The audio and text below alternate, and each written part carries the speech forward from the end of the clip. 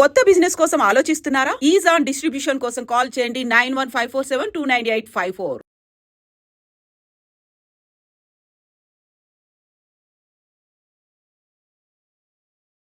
విజయ్ తలపతి ఘటన గురించి తెలిసింది మీకు. ఆల్మోస్ట్ చాలా మంది చనిపోయారు, పదుల సంఖ్యలో. సో ఏంటి ఇలాంటి ఘటనలు జరిగినప్పుడు మీరు దీనిని ఏ కోణంలో చూస్తారు? 40 మంది చనిపోవడం అనేది చిన్న విషయం కాదు, చాలా బాధాకరమైన విషయం.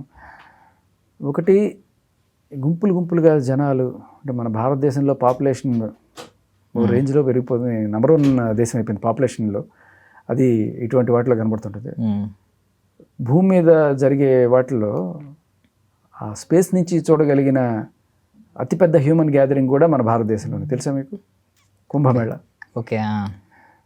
అలాగే కుంభమేళ కావచ్చు, అయ్యప్ప స్వామి జ్యోతికి వెళ్ళే వాళ్ళు కావచ్చు, నైనాదేవి టెంపుల్ కావచ్చు, ఎందుకు మన భారతదేశమే. మక్కాలో కూడా తొక్కిసలాటలు జరుగుతాయి. బట్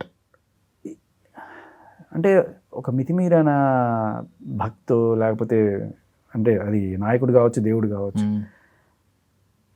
దానికోసం అంత కొట్టుకు చచ్చిపోయి వెళ్ళి చనిపోయే స్టేజ్కి జనాలు వెళ్ళిపోతున్నారు. ఇంకా ఎడ్యుకేషన్ పెరగాలి, అవేర్నెస్ లెవెల్స్ పెరగాలి అనేది అనిపిస్తుంది. కాకపోతే ప్రతిసారి ఇటువంటి తొక్కిసలాటలు జరిగినప్పుడు ఖచ్చితంగా ఏదో ఎవడు కావాలని చేయడు. కాకపోతే ఏదో ఒక టెక్నికల్ ఆర్ సెక్యూరిటీ మిస్టేక్, వాళ్ళని ఖచ్చితంగా మనం జవాబుదారీ చేయడంతో పాటు ఇంకొకసారి నెక్స్ట్ టైం జరిగేటప్పుడు ఇది ఫుల్ ప్రూఫ్గా చేసుకోవడం ఎట్లా అనే దాని మీద పెట్టాలి. ఇన్ని జరిగినా కూడా ఇంకొకటి జరుగుతుంది అంటే, లైక్ మనం చూసాం ఇప్పుడు ఇది జరిగింది, మరి ఆయన ఏమైనా విజయ్ దళపతి గారి మీద ఏమైనా కేసు పెట్టారా? ఆయన ఏమైనా జైల్లో పెట్టారా? బట్ ఇక్కడ జరిగింది చూసారు కదా, పోయిన ఒక ప్రాణం. బట్ అల్లు అర్జున్ని ఒక రోజు తీసుకెళ్ళి పెట్టారు. బట్ ఇక్కడ 40 ప్రాణాలు పోయినాయి. అంటే పర్మిషన్ కూడా మ్యాటర్ కదన్న. అంటే ఇక్కడ పర్మిషన్ తీసుకోలేదు, అక్కడ తీసుకున్నారు అని. పర్మిషన్ తీసుకొని 40 మంది పోతే పర్మిషనా నాన్ పర్మిషనే కాదు కదా. అక్కడ gravity of the situation is 42 మంది ప్రాణాలు, నాట్ ఎ జోక్. ఇంతమంది ఫ్యామిలీస్ ఎంత ఏడుస్తూ ఉంటారు ఇప్పటికి. అండ్ ఇది చూసిన ప్రతిసారి కూడా ఎందుకు అలా చించుకొని వెళ్ళిపోయే అభిమానం ఉండొచ్చు, కానీ అది కట్టలు తెంచుకొని చచ్చిపోయే వరకు వెళ్ళిపోయే అభిమానం అనేది బాధాకరం. అది అభిమానమైన భక్తి అయినా కూడా అదే టైంలో. తిరుమలకి వెళ్ళినప్పుడు చాలాసార్లు చూస్తుంటాము, అక్కడ గర్భగుడిలోకి వెళ్తుంటే ఉంటారు గట్టిగా దాని అంటారు బౌన్సర్ లెక్క పెడతారు, ఒక 5-6 మంది తప్ప తోసవతలు పడేస్తుంటారు అనమాట. అరే ఎన్ని మెట్లెక్కి ఎన్ని కొండలెక్కి చూడడానికి వస్తే నువ్వు అంత నిర్దాక్షిణ్యంగా తోసేస్తావంటే వాళ్ళకి వేరే ఆప్షన్ ఏముంది? అండ్ ఇంకొకటి, వీళ్ళు వెళ్ళిపోతే చూశారు సంతోషం, వెళ్ళిపోతే కూడా వెనకాల నుంచి కూడా లాస్ట్ ఆఖరి సెకండ్లో కూడా చూసేస్తే కానీ వాడు తృప్తిగా ఉండదు అనమాట. దేవుడా అని చెప్పి. ఇది ఒక సైకలాజికల్ ఆస్పెక్ట్. ఇది మనం కాన్షియస్గా దాన్ని అవాయిడ్ చేసుకోవాలి. మనం మరీ హైపర్ అయిపోతున్నాం ఈ విషయాల్లో అనేది. ఫ్యామిలీస్ కూడా ఇప్పుడు ఇంట్లోనే పెరిగేటప్పుడు వాతావరణంలో నాన్న కావచ్చు, లేకపోతే మా మావయ్యలు వీళ్ళు కావచ్చు, ఇంటి నిండా పోస్టర్లు అంటించేసుకొని నేను ఆయన అబ్బాయిని నేను ఈయన అబ్బాయిని అని చెప్పి ఇద్దరు ఒక్కోటేసుకోవడం నేను చూశాను. మా అమ్మ వాళ్ళ ఇంట్లో, మా మావయ్య ఇళ్లలో ఒకళ్ళేమో అప్పట్లో సుమన్ గారి ఫ్యాన్స్, ఒకళ్ళేమో చిరంజీవి గారి ఫ్యాన్స్. చిన్న ఫ్యాన్ వారే జరిగేది ఇంట్లో, ఇంటి నిండా పోస్టర్లు. ఆయన వస్తున్నాడంటే ఈయన పొలం వెళ్ళిపోయి ఒక ఫోటో తీసుకొచ్చాడంటే ఆయనకి అది పెద్ద విజయం. చూడు నేను సుమన్ గారితో ఫోటో దిగి అని చెప్పి ఆయన చెప్పేవాళ్ళు అనమాట. సో ఆయన కరాటే నేర్చుకుని, ఆయన వీళ్ళు కరాటే నేర్చుకోవడం, ఆయన సిగరెట్లు తాగితే వీళ్ళు సిగరెట్లు తాగడం, ఇవన్నీ కూడా at the end of the day నువ్వెవరు నువ్వేంటి అనేది మిస్ అయిపోతుంటాం. జనరల్గా నేను ఆయన ఫ్యాన్ని అని చెప్పుకునే దాంట్లోనే నువ్వు అభిమానం పొందుతుంటావు, ఐ మీన్ ఒక హీరోయిజం పొందుతుంటావు. బట్ నువ్వవు హీరో, అంతేగాని అలా చాలా బాధాకరమైన విషయం. ఇంకొకసారి ఇట్లాంటివి జరగకూడదు. ఎందుకంటే మనం చంద్రబాబు గారి పర్యటనలో ఒకసారి ఆయన గోదావరి పుష్కరాలకు వెళ్ళినప్పుడు 28 మంది దాకా చనిపోయారు. అలాగే కొన్నిసార్లు ఈ వైసీపీ మీటింగ్స్లో కూడా చాలాసార్లు బాగా లాస్ట్ టైం వాళ్ళు పవర్లో ఉన్నప్పుడు ఎవరిది కావాలని అయితే చెయ్యరు, ఇదైతే గ్యారంటీ. కానీ జరిగిపోయిన తర్వాత దీన్ని రాజకీయం అయితే గట్టిగా చేస్తారు. ఆ పార్టీ వాళ్ళు వెళ్ళి ఈ పార్టీ వాళ్ళని రాజకీయం చేయడానికి పనికి వస్తున్నాయి తప్ప. కానీ ఇప్పుడు నీడ్ ఆఫ్ ది అవర్ రెండే విషయాలు. ఒకటి, ప్రాణాలు పోగొట్టుకున్న వాళ్ళ ఫ్యామిలీలకి న్యాయం జరగడం. 2, ఇంకొకసారి ఇలాంటిది జరగకుండా ఏ గైడ్ లైన్స్ తీసుకుంటున్నారు. ఇది సెంట్రల్ గవర్నమెంట్ నుంచి అండ్ అలాగే స్టేట్ గవర్నమెంట్ నుంచి, సెంట్రల్ గవర్నమెంట్ నుంచే రావాలి. ఇండియాలో ఎక్కడైనా సరే ఒక మీటింగ్ కండక్ట్ చేయాలి అంటే మోర్ దెన్ ఎంతమంది వస్తున్నారు అంటే ఇవన్నీ కూడా పాటించాలి అని చెప్పి స్ట్రిక్ట్ గైడ్ లైన్స్ ఇప్పటికైనా సరే సెంట్రల్ గవర్నమెంట్ నుంచి గట్టిగా రావాలి. ఊరికే పర్మిషన్ ఇచ్చేయడము ఇవంటి కాదు.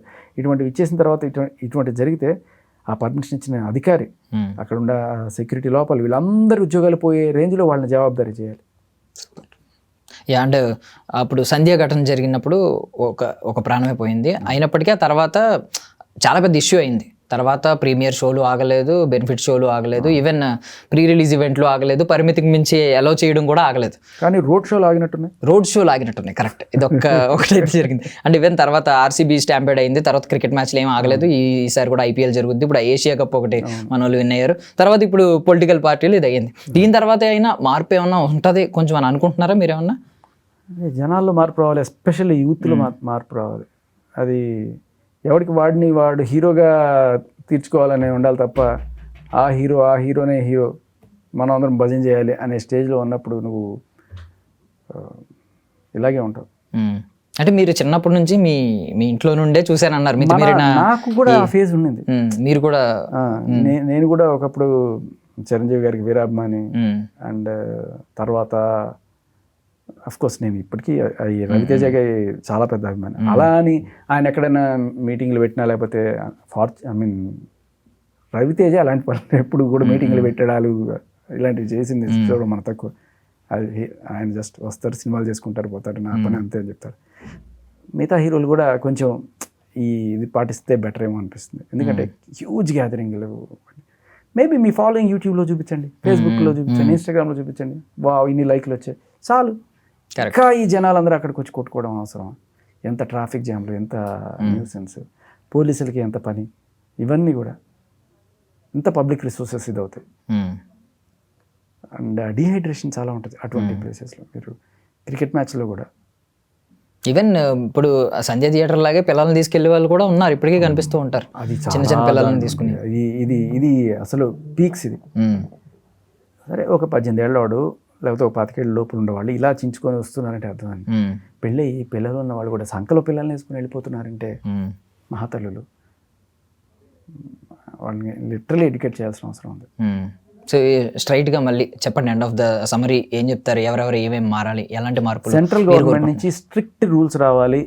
100 మంది దాటిన గ్యాదరింగ్ ఎక్కడైనా ఉంది అంటే దానికి ఎటువంటి నార్మ్స్ తీసుకోవాలి. ఒకవేళ దాంట్లో ఏదన్నా అయితే ఎవడెవడి రెస్పాన్సిబిలిటీ ఎంతెంత ఫైన్స్ పడతాయి, ఎవడెవడి ఉద్యోగాలు ఓడతాయి దాంట్లో క్లియర్ కట్గా మెన్షన్ చేస్తూ ఇంకొకసారి ఇట్లాంటివి జరగకుండా స్ట్రిక్ట్ యాక్షన్స్ అనేవి ఉండాలి. ముందుగానే జరిగితే ఏం జరుగుతుంది అనేది ఉండాలి. అసలు పర్మిషన్ తీసుకోవడానికే నువ్వు ఏం చేయాలనేది చాలా గట్టిగా రూల్స్ ఫ్రేమ్వర్క్ అనేది ఉండాలి. థ్యాంక్ యూ అన్న, thank you so much for your valuable time. That's all for now. This is Darshan signing off. And for more videos, please subscribe to iDream. Please subscribe to iDream. Please subscribe iDream. And please subscribe to iDream. For more videos, subscribe to iDream. please like, share and subscribe to the channel. Congratulations, iDream. Subscribe to iDream. Subscribe to iDream. So subscribe to iDream Media. iDream ki iDream team andarki huge congratulations. Please subscribe iDream Media. Please subscribe to iDream. Subscribe iDream. Please subscribe to iDream. iDream అంటే నా కళల ఛానల్ను subscribe చేసుకున్న నోరు తిరుగుతలేదు, మీరైతే గంట గుర్తు కొట్టండి. For more such videos, please subscribe to iDream. Subscribe to iDream. Please subscribe to iDream. Please subscribe iDream Media. Please do subscribe to iDream. Please subscribe to iDream Media. For best entertainment and information, please subscribe iDream. And don't forget to subscribe to iDream.